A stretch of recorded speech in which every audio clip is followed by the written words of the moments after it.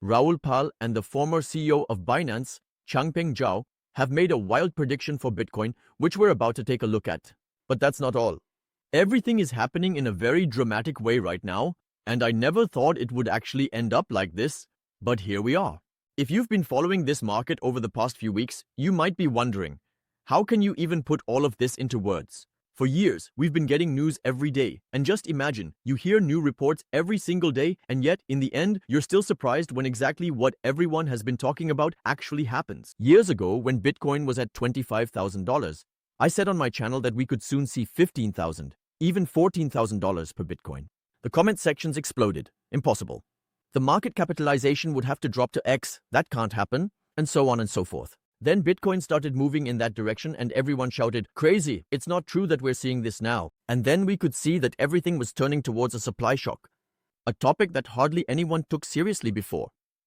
And now it's reality. Bitcoin reserves on exchanges are shrinking rapidly. More and more institutional investors are getting involved, and every day we hear about new companies investing in cryptocurrencies. And the craziest part, these companies aren't interested in just any coins. They're almost exclusively after Bitcoin. They only want to buy Bitcoin. Every day, companies are buying millions or even billions of dollars worth of Bitcoin. MicroStrategy even casually announced, next Friday, we're going to get ourselves $2.1 billion in Bitcoin. Yet many people still believe that the price won't go up, or that there won't be or isn't a supply shock. They think the supply shock is just a myth because it doesn't happen immediately. And a few weeks ago, we talked about how there hasn't been this little ether on exchanges since 2016, and now there's even less. For Bitcoin, reserves are as low as they were in November 2018.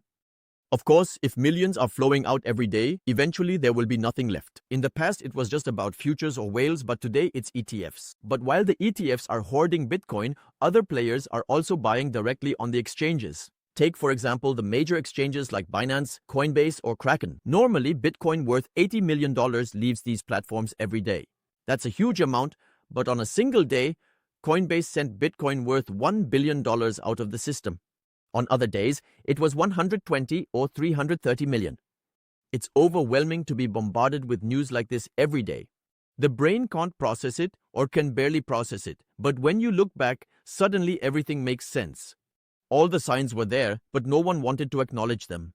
And now, with companies, ETFs, and institutions all snapping up Bitcoin at the same time while supplies are dwindling, the question isn't whether the price will rise but how high it will soar.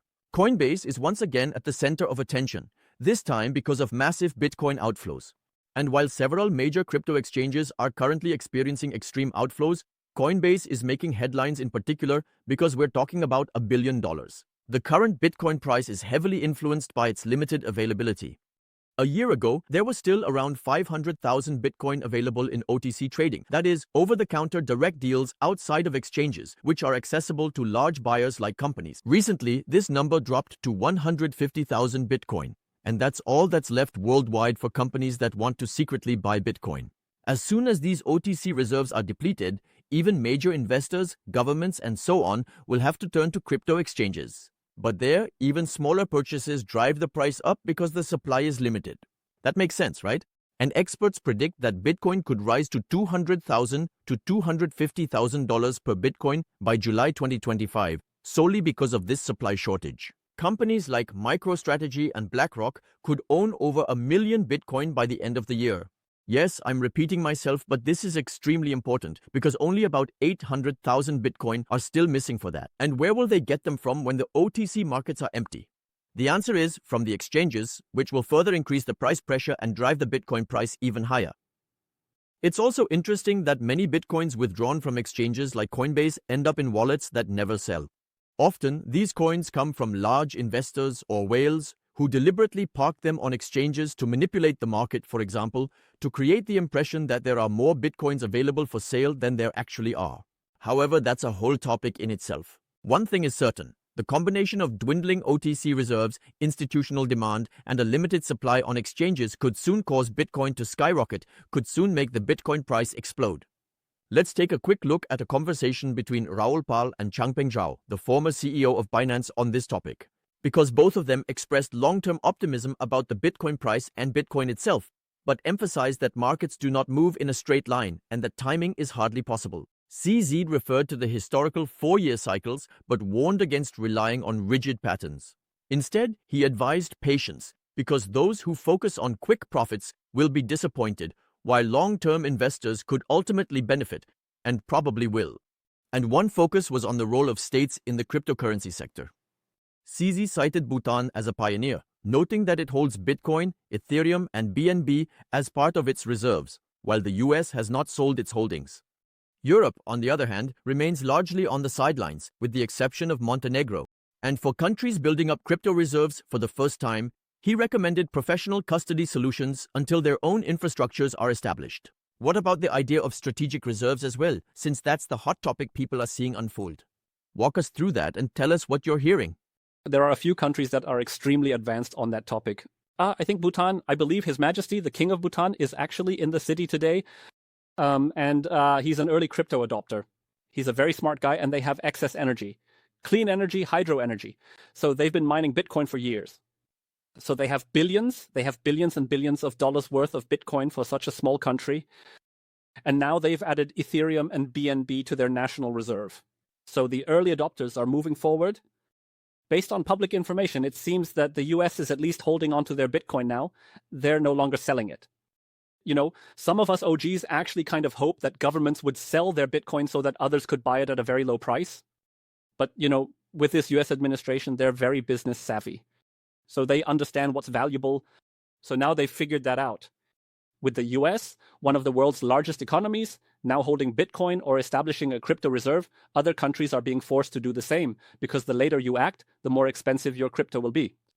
So, yeah, we're actually at this point in time talking with many different countries, providing advice and guidance to them on how to set up a crypto strategic reserve, and even on very simple fundamental things such as what appropriate wallet solutions to use. Should you use a professional custody solution, or should you use your own cold wallets? Do you have enough expertise to build that kind of infrastructure and so on?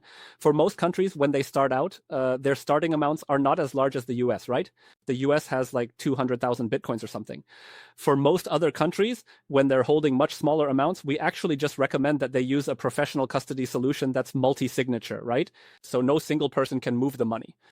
When they accumulate a certain large amount, then they should switch to their own cold storage solution.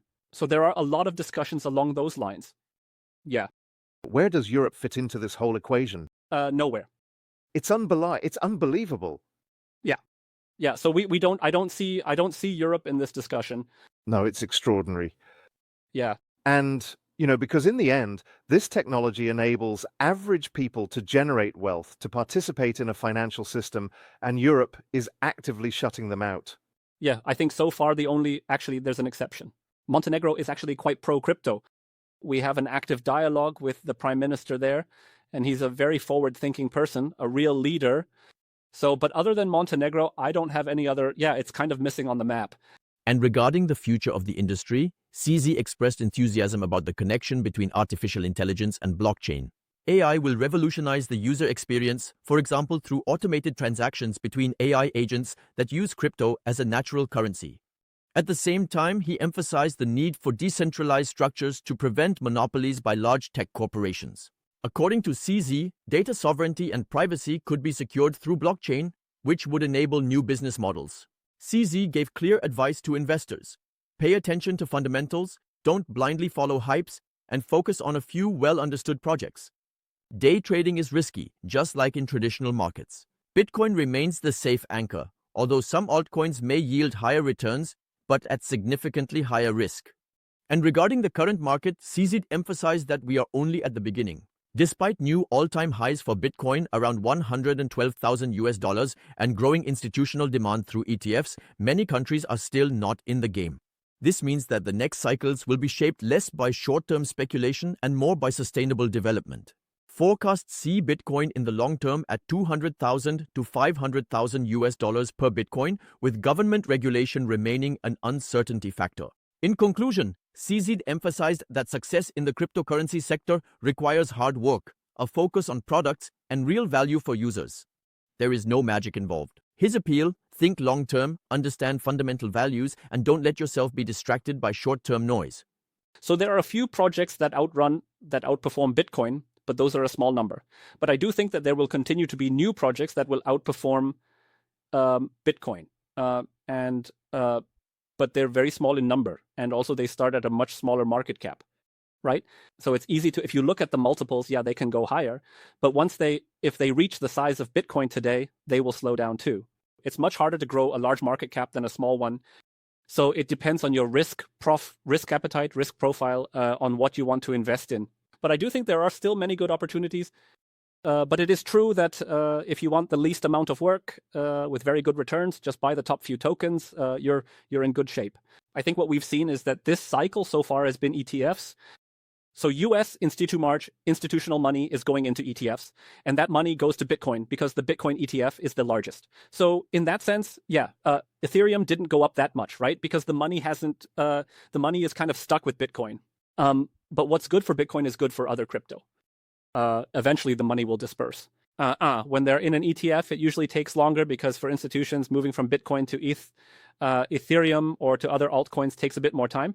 But what we've seen, and I still believe this 100%, is that Bitcoin is usually the first crypto that people interact with when they enter the crypto space. That's the first one they learn about. It's the most stable, the most decentralized, and so on, and it has the largest market cap. But once the money is in crypto, people will eventually start exploring other options, right? So it will happen. So I think we're still quite early. I think we're still in. If we go by the 4-year cycles, it should be the end of this year. But we can't know for sure. We have to realize that Bitcoin is becoming increasingly scarce, and many people seem unwilling to accept that. Time and again, major players are not selling their Bitcoin. They do this in every market cycle. But now, they're withdrawing their coins from the exchanges, and soon it will become clear how little Bitcoin is actually available. According to estimates, maybe only 1 million Bitcoin are truly liquid and accessible to the rest of the world. No matter how skeptical you are at heart, or what you might want to say in the comments, this reality cannot be denied. The doubts really need to stop, otherwise you'll miss your chance to build financial freedom. Why do some people act as if everything that's happening right now isn't real? Maybe it's a kind of denial of the facts. A way to comfort themselves, to lie to themselves in case Bitcoin really does rise to $1 million per Bitcoin and they don't want to blame themselves for not getting in earlier. But the fact is, Bitcoin is heading toward that mark in the long run, crypto exchange reserves continue to dwindle, and many people are wasting valuable time doubting. The wealthy recognized this a long time ago and have been securing Bitcoin for years, buying more and more, while others are still debating what's better. So keep your eyes open, the development is now in full swing.